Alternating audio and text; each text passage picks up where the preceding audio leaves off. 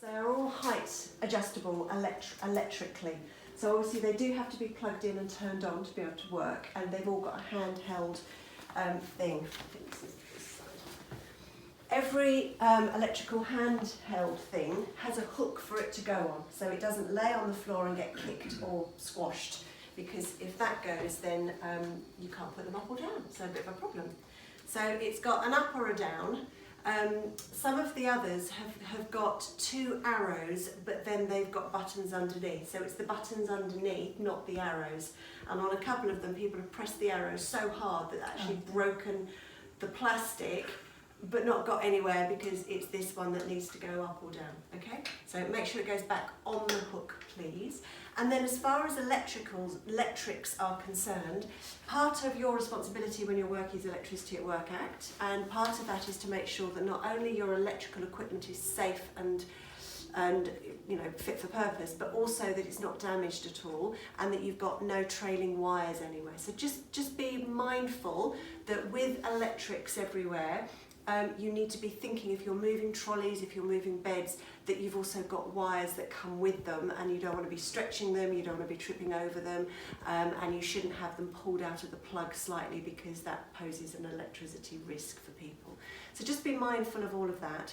All of the beds are a bit like shopping trolleys. They have brakes on them that you can fix them in place so they're not going to move. So if you have a heavy client that kind of launched themselves onto a bed, then potentially the bed could move.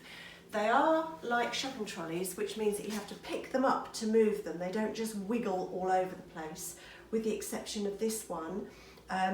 These have got brakes, and you pick them up at the end,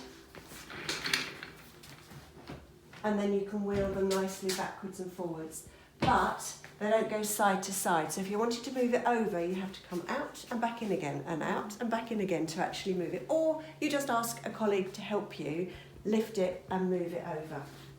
But be mindful of your manual handling of bending and stretching and all the rest of it. So these plugs here are down on the floor, so you have to be careful that as you move them around, you don't wheel over the wire, because that could cause a damage. The ones over here, we've got the electrics at the top, so it's slightly easier to see, but this is a difficult one because they're all on the floor. Okay, they're all the backs come up, but there are two different types of backs. So this one is because I'm doing that and nothing's happening. Okay, so don't yank it.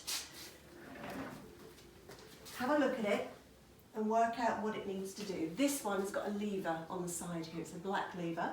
And if I pull the lever one way, then, oh look how nice and easy that is. So if I've got my client sitting up like that and I want them to go back, I have to do exactly the same thing. I have to release the lever and then just push it back like that. Okay? Or with the body weight on it, you can release the lever and they'll go down nice and slowly because it's hydraulic. This one over here is what we call ratchet. A ratchet means it literally comes up and locks into place. However, because there are two ratchets, one on either side, if you just lift this up and try and make it go down, you have to go right up to the top to release it, but as you go down, sometimes it gets caught, sometimes it doesn't. So ideally, you want this a little bit away from the wall so that you can get behind it and you can push it up and then allow it to go down nice and evenly so it's not wiggly. Okay, Michelle and I know how to do it, so if you get any troubles, just leave it and we'll do it for you.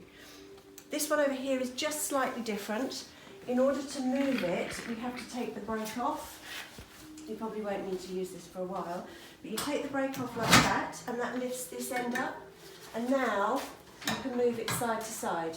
So that is really important, that the brake is on, and it's lost one of its shoes, so there is like a pinky protection, but you must make sure it's locked, whereas these ones won't move because you have to tip them up to actually get the wheels to move. So they're all just a little bit different. If you could leave the room as you find it, well actually not necessarily, because if you find it in a mess then we don't want it left in a mess, but this is the general setup. All the points are turned off at the end of the day. Bed towards the back. I like all the beds of an even height. When you're working you'll have them up here, down here, depending on how big a client is, how big you are. If you could put them back to a reasonable level, that would be quite nice. And then with the trolleys, we have lights so that when the blinds are down, you can have your lights on. You can move them forward, but be mindful of the wires behind them. Sometimes you need to release something or just move something in place.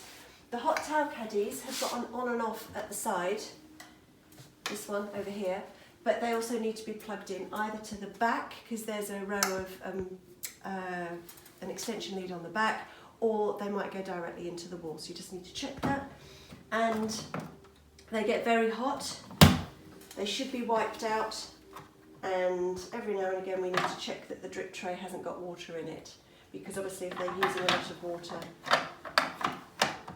so that needs to be cleaned out at the end of the session if you've used them.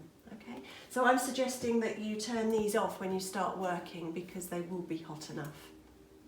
Okay, and then just make sure all the electrics are off when you finish and everything is tickety-boo.